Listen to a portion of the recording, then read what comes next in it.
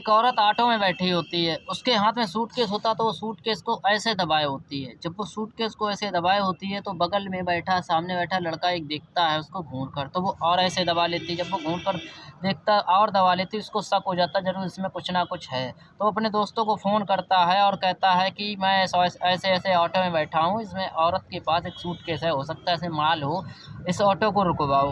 तो 2 बाइक वाले पीछे से आते हैं और ऑटो के आगे लगा देते हैं। उस ऑटो को रोक लिया जाता है और जो 2 लड़के हैं वो सूटकेस को छीन कर भाग जाते हैं। जब भाग जाते हैं वो आगे मोड़ पर सूटकेस को खोलते हैं, उस सूटकेस में लाश के टुकड़े होते हैं। जब उस सूटकेस में लाश के टुकड़े देखकर वो लड़के सूटकेस को वहीं छोड़कर भाग जाते हैं।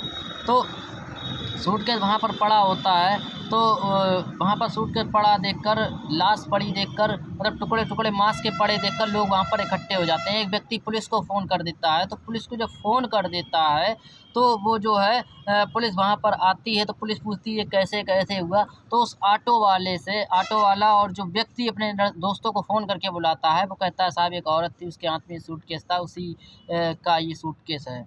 तो पुलिस उस ऑटो वाले को और जो व्यक्ति जो अपने दोस्तों को बुलाता है उसको थाने ले जाती है, खूब कूटती है। तो वो कहता है साहब हमने केवल चोरी करने के ज़रिए से मैं वो सूटकेस है चिपकाई थी, इसलिए मैं अपने दोस्तों को बुलाया, हो सकता है इसके पास माल हो, इसलिए सूटकेस लुटवाया। तो मुझे ये नहीं पता इसमें लाश है, क्या है मुझे नहीं पता साहब, मुझे कुछ नहीं पता।